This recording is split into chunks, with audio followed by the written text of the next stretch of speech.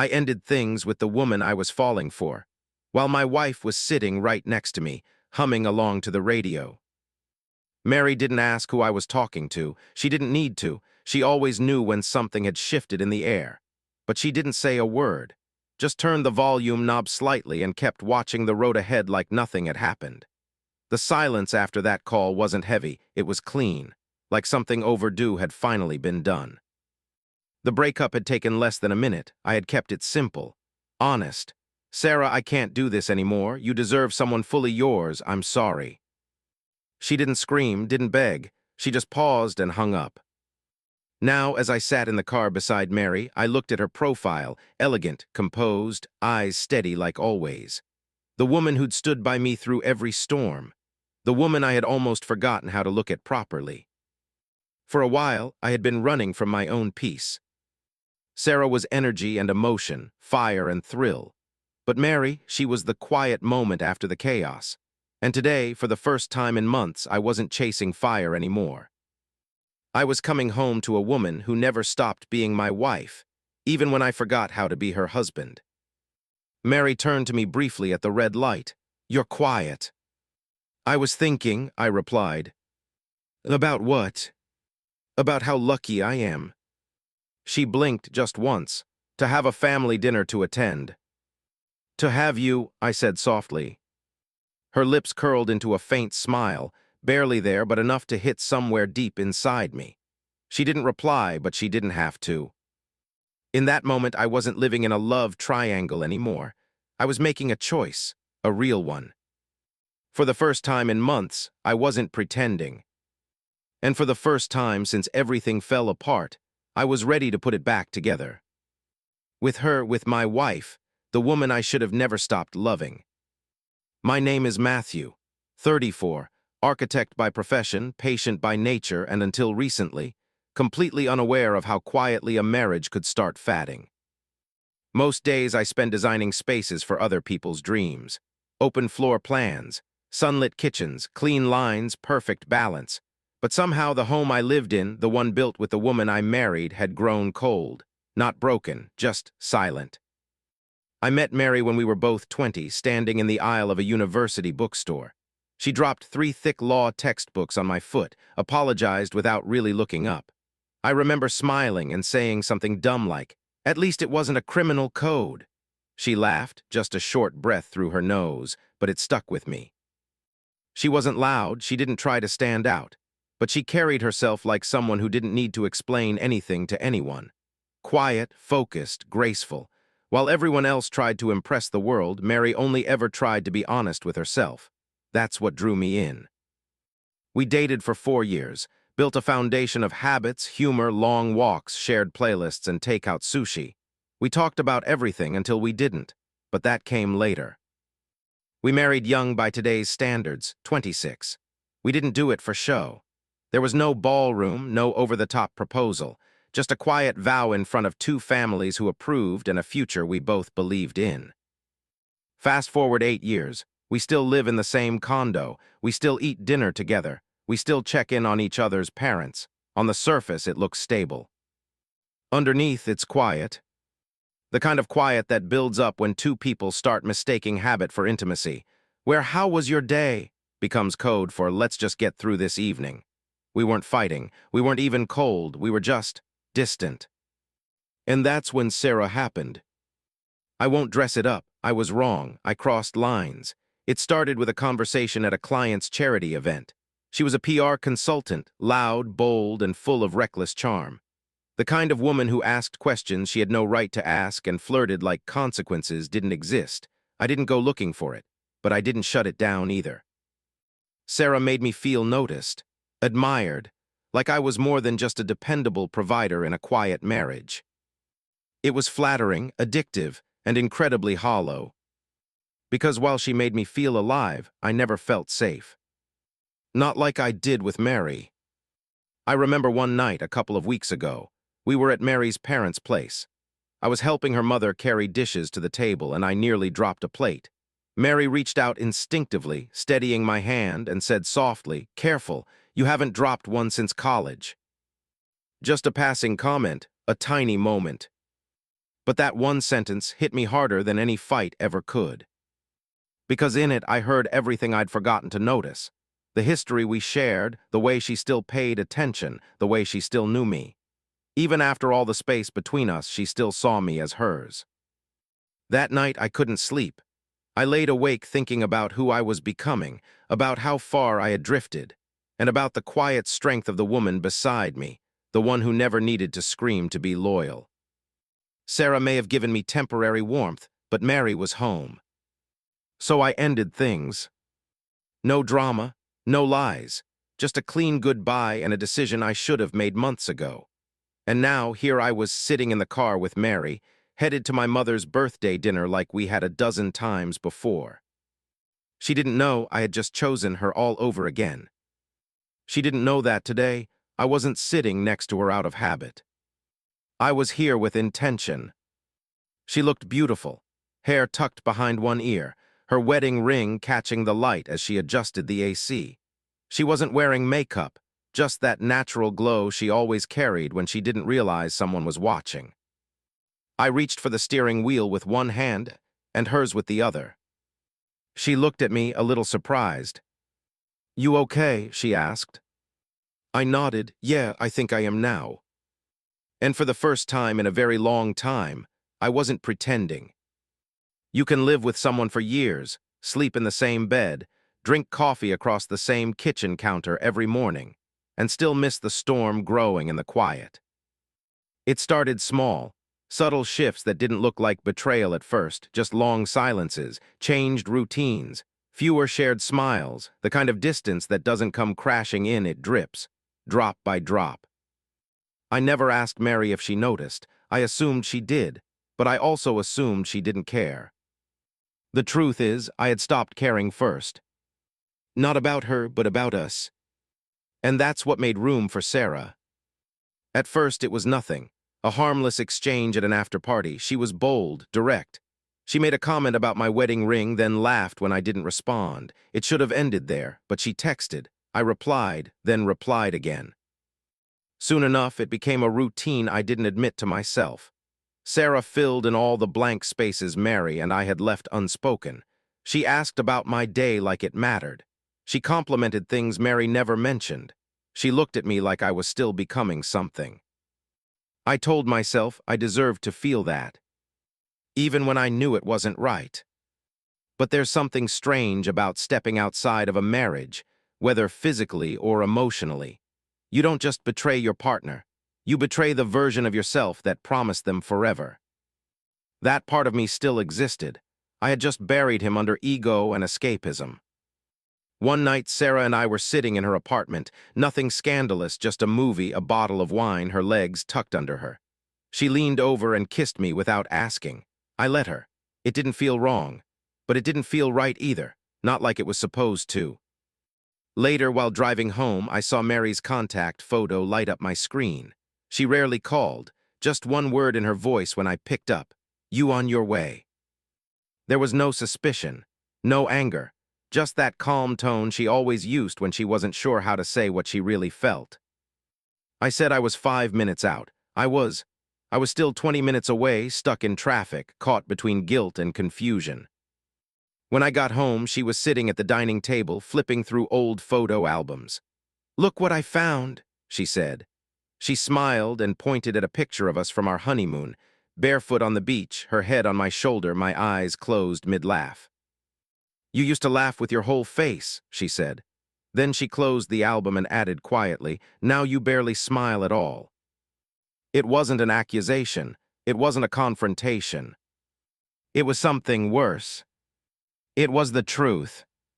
The guilt twisted inside me like a wire. But instead of coming clean, I changed the subject. She didn't press. Mary never demanded answers. That's what made everything harder. Because when someone gives you space to lie, and you still do, it reveals more about you than it does about them. Weeks passed like that. I kept one foot inside the door and the other dangling over a line I shouldn't have crossed. Sarah started asking questions. "When are you going to leave her? Do you even want this? Or am I just a way for you to escape being ignored?" I couldn't answer her because I didn't know. I wasn't sure if I was falling for someone new, or if I was just mourning the way things used to feel with Mary. But all that changed the night I came home early. It was raining. I had canceled a dinner with a client and decided to surprise Mary. I had flowers. Stupid, I know, but I remembered she liked white tulips. I opened the door quietly, expecting her to be in the kitchen or on the phone with her sister. Instead, I heard a man's voice. "Do you think he suspects anything?" he asked. I froze. Mary's reply was soft. "He's not stupid, he just doesn't ask." My heart slammed against my ribs. I stayed there behind the wall, listening to every word. The man laughed, then added, "If he finds out, he'll flip." Mary sighed. "Maybe he already has." I walked in then, calmly, no drama. Just placed the tulips on the counter and said, "Should I come back later?" The man turned around, someone I didn't know. Tall, slightly younger, a little too comfortable in my home. Mary didn't panic. She stood, her face unreadable. "This is Earl," she said. "We work together." I looked at Earl, then at her. He looked nervous. She didn't. "So," I said, voice steady, "should I be asking what you two were talking about?" Mary folded her arms. "Does it matter?" It did. It mattered more than anything. But I didn't ask again. I just nodded. "Dinner on the stove," I said, and walked past them. That night I didn't sleep, not because of what I heard, but because I knew I had caused it. I had created the silence that pushed her into someone else's attention. I had made her feel unseen. It wasn't about cheating, it was about connection. And we had both lost it. But the thing that hurt the most wasn't that she might have had someone else. It was realizing I was the first one to let go. The betrayal wasn't one-sided. We had both betrayed each other in different ways. And yet I still loved her. Somehow, under all that pain, all that distance, I still wanted to fight for her. I just didn't know if she'd want to fight for me too. Heartbreak doesn't announce itself. It doesn't crash in like thunder or shatter the room with noise. It seeps in slowly, quiet as a sigh, soft as silence. One look missed, one touch withdrawn, one word left unsaid, and suddenly you're sitting beside someone you love, feeling like a stranger in your own home. After that night with Earl, I did confront Mary. I didn't demand answers, didn't accuse her of anything. I just stood in the doorway with tulips in my hand, flowers I had no right to bring, and watched a man I didn't know sit comfortably on my couch. She had introduced him simply. "This is Earl, we work together." No apology, no denial, no guilt. Just calm clarity, like she had been waiting for me to walk in and see it. Since then, something inside me shifted, not in anger, not in rage, but in the sharp realization that I had taken too many quiet mornings, too many small kindnesses, too many chances for granted. I moved through the house like I was underwater. Everything felt distant, muted. Mary didn't change anything. She still made coffee every morning, still reminded me about my parents' prescriptions, still folded my socks just the way I liked. But it wasn't affection anymore. It was routine, kindness without closeness. And that's what broke me the most. She didn't yell, she didn't cry. She didn't ask me where I'd been or why I smelled like a different brand of perfume some nights.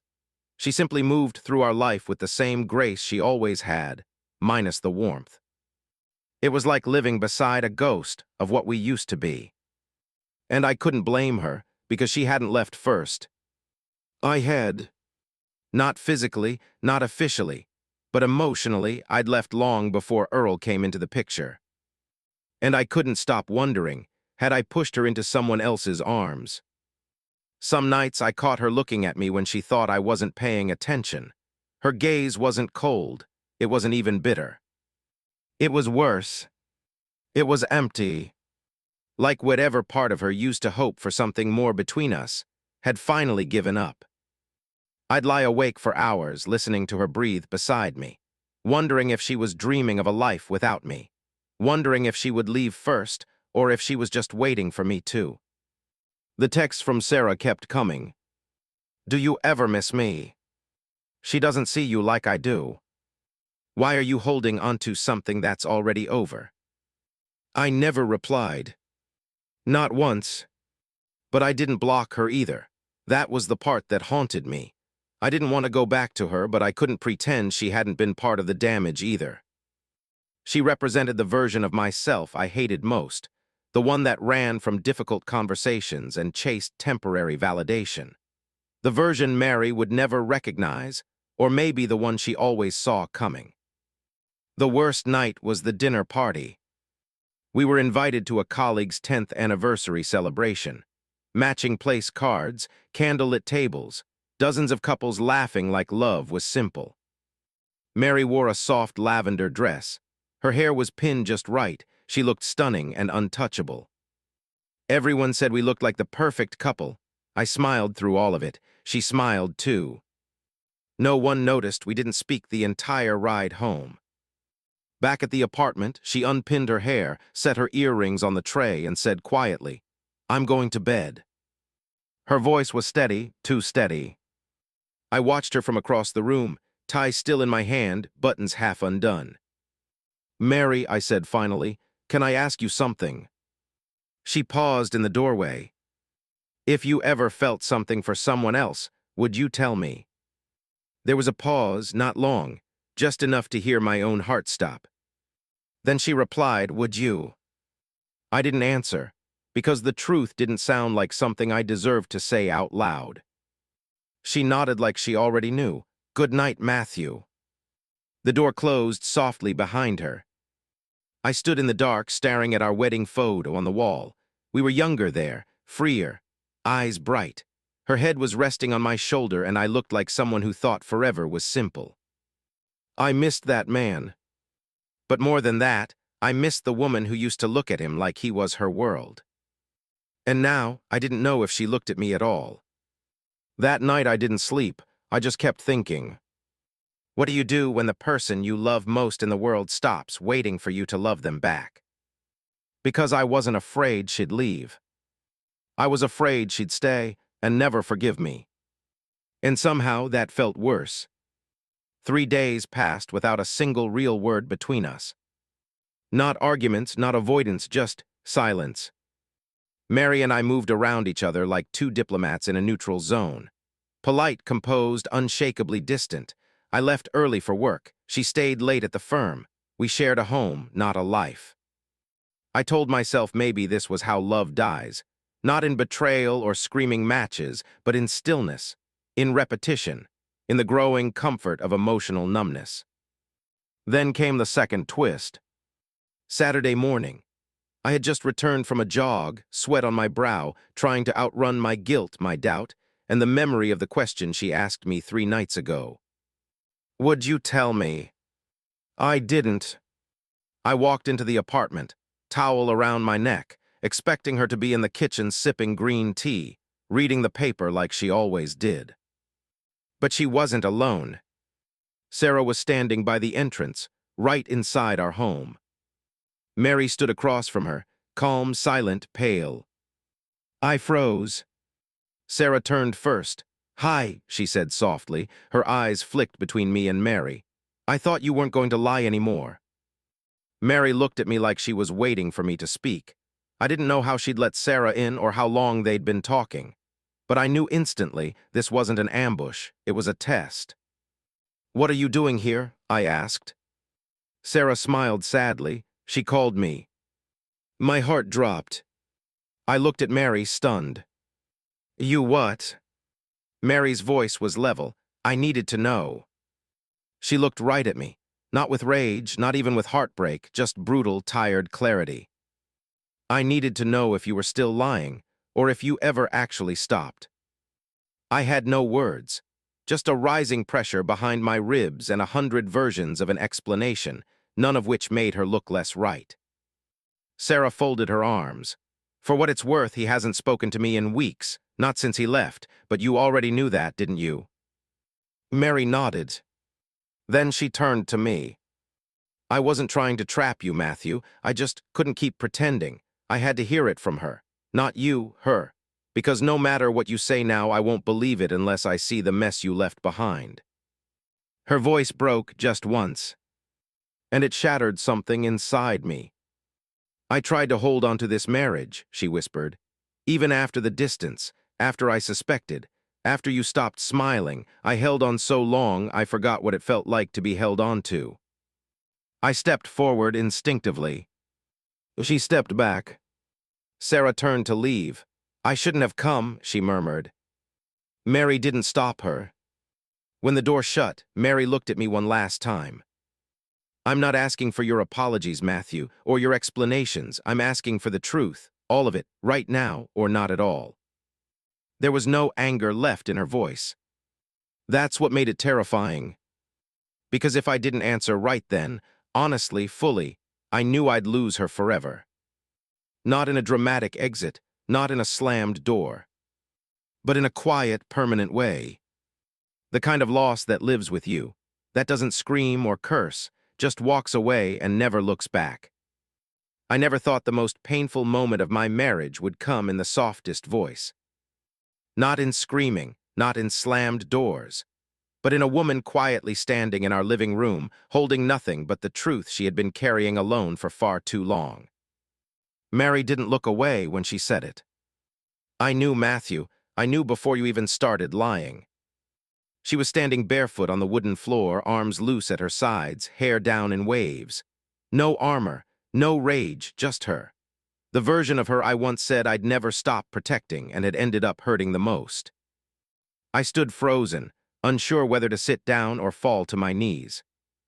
I could feel it, she continued, voice calm, almost distant.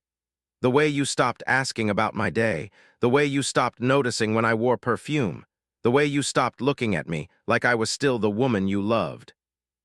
I wanted to say you are, but the words felt empty in my mouth, too late, too used. I told myself it was work, stress, routine. Her eyes flicked up to mine. But you can't unfeel absence, Matthew. I used to walk into a room and feel chosen. Then I started walking in and feeling tolerated. I swallowed hard. I was angry, she said. At you, at myself. I waited for you to admit it, to come to me and say it was over, or that you were sorry, or even that you were confused, anything. She stepped closer, but not enough for me to reach. But you never did, she whispered. You just came home later, grew quieter, started living like I wasn't in the room, and that was worse than being left. Mary, I tried, but she held up a hand. Let me finish. She was shaking now, just slightly, not with rage, but with grief that had nowhere left to go. I thought maybe I could make you fall back in love with me, that if I waited long enough you'd notice again, so I smiled more, tried cooking new things, bought the cologne you used to like. Remember that? I nodded, my throat was too tight to speak. You never said a word, never even noticed the change. A pause. And that's when Earl came in. I looked up sharply. She saw it. No, it wasn't what you think, she said softly. We never crossed a line, not physically. But I needed someone to talk to feel visible again, to feel like I wasn't crazy for missing things that were never being returned. I exhaled, relief and regret tangled inside my chest. Earl listened, that's all. He listened and reminded me I still had a voice. I stepped forward. This time she didn't move. Mary, my voice cracked. I was wrong, I let us drift. I didn't fight for you the way I should have. I chased something that didn't even come close to you, and I knew it. The entire time I knew it. Her eyes shimmered. I don't expect you to forgive me, I said. But I need you to know that I never stopped loving you. I just forgot how to show it. I was selfish, and I thought I had more time to fix it. She looked at me, really looked, like she was peeling back the layers of every moment we'd buried. Why, Sarah? She asked. It was the question I had avoided even asking myself. I searched for the most honest answer I had. Because she made me feel admired, like I was still interesting. And I didn't realize until too late that it wasn't admiration I needed. It was something real, something grounded, something you never stopped giving me even when I didn't deserve it. Mary blinked. She was fire, Mary, but your warmth. She made me feel seen, but you made me feel safe. And the second I walked away from you, I realized I was chasing something that would never love me the way you always did. Her expression didn't change, but her eyes, those eyes I fell for in that university bookstore, were trembling. I don't want to fix this just because I feel guilty, I said. I want to fix this because I still believe in us. I still see the version of us that laughed in the kitchen, that danced barefoot in the living room, that promised forever and actually meant it. She wiped one tear from the edge of her eye. You hurt me. I know. Not just with her, but by not fighting for us when I needed you the most. I nodded, swallowing everything I wanted to say, because she was right. Every time she reached out and I looked away, I told her she was alone. I don't want grand gestures, she said finally. I don't need flowers or speeches or apologies written on cards. I just want to know, will you choose me now, without the guilt, without the fear, without needing to lose me first? I stepped closer, slower this time. I choose you, I said, voice firm. Every day, from this moment forward, and I'll spend the rest of my life proving it without asking you to forget. Silence stretched between us. Then softly, she reached for my hand. It was the first time she had touched me in weeks. Her fingers were cold, but they didn't let go. She looked up at me, something tender and tired in her gaze. I want to believe you, she whispered. Then let me give you reasons too, I replied. Her arms slipped around my waist slowly, like she was checking to see if I was real. And when I pulled her close, closer than I had in months, I felt her exhale, like she had been holding her breath for far too long. No more lies. No more silence. Just her and me, standing in the middle of the mess we both created, choosing to rebuild it together. Not because we had to, but because somehow, even after everything, we still wanted to. Some stories don't need perfect people. They just need people who don't give up on each other. That was us. Mary and I didn't rebuild our marriage overnight. We didn't magically erase everything that had gone wrong. But we did something far more real. We began again. One choice at a time, one truth at a time. And for the first time in a long time, it felt easy to breathe again. After that night, the confrontation, the truth, the quiet collapse of all our pride, we didn't rush into anything. There were no declarations written in rose petals. No second honeymoon flights booked the next day. Instead, there were long walks, soft conversations, simple meals shared without our phones, a hand held longer than it used to be. Little by little, we rediscovered what had always been there, buried under years of distractions, misunderstandings, and silence. Mary began smiling again. Not just politely. She laughed with her eyes.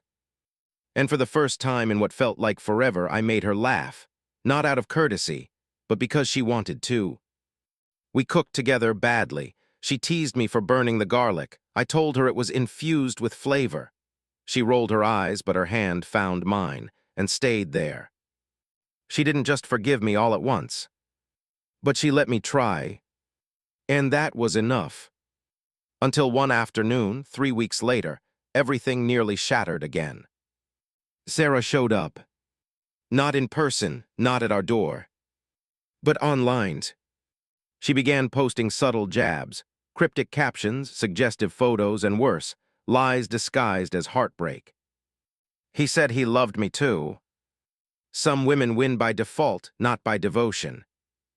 Real doesn't hide behind rings. People started to whisper.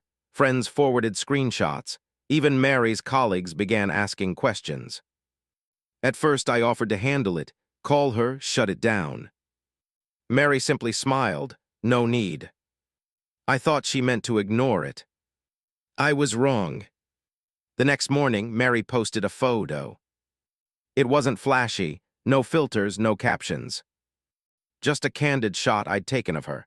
Sunlight hitting her face, wedding ring clearly in view, a half-smile that said more than words ever could. Then, hours later, she wrote a single sentence on her story. When love is real, it doesn't need to compete. It just wins quietly. That was it. Sarah didn't post again. Because some women don't fight back with noise. They fight back with dignity and silence that feels louder than anything. Mary didn't just protect her marriage. She made a statement. She wasn't someone you won by default. She was the prize. And I was lucky I got to keep her. The best part, she didn't do it for show. She did it because she knew who she was. And now, I finally remembered who I was too. No longer the man who ran from discomfort. Now I ran toward it. I showed up at her office with lunch. Held her hand in public again. Left notes on her mirror every morning, sometimes silly, sometimes serious.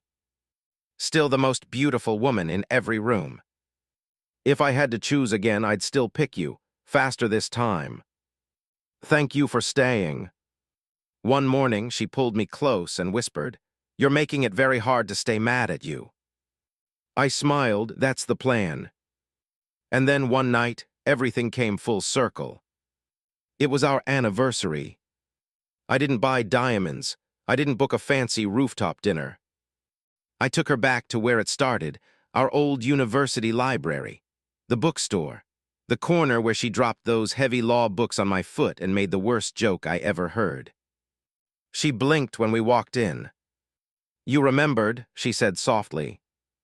I handed her a wrapped gift. Inside was the exact edition of that first book she dropped, and inside its cover I had taped a note. "I never forgot where I found you. I just forgot how lucky I was to keep you. This time I won't." Her eyes filled. She leaned in and kissed me like we were 20 again. Only this time, wiser, stronger, still in love. That night she curled into me in bed and whispered, "You're mine again." And I replied, "I always was, I just had to fight to deserve it." Now people ask us how we made it through.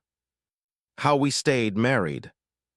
How we found love again in a place most people would have abandoned. We tell them the truth.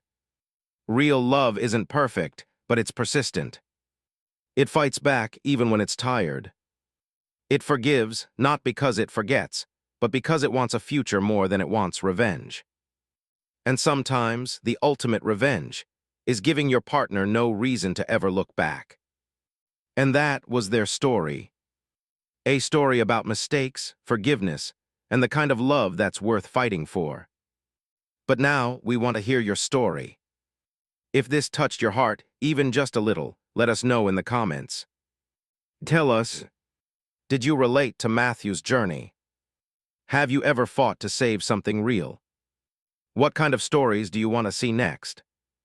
We read every comment, and yes, we create stories based on your requests, so don't be shy, drop your thoughts below. If this story made you feel something, hit that like button. Share it with someone who needs to believe in second chances.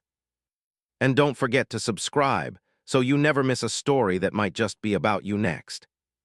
This isn't just a channel. This is your story corner. And we're just getting started.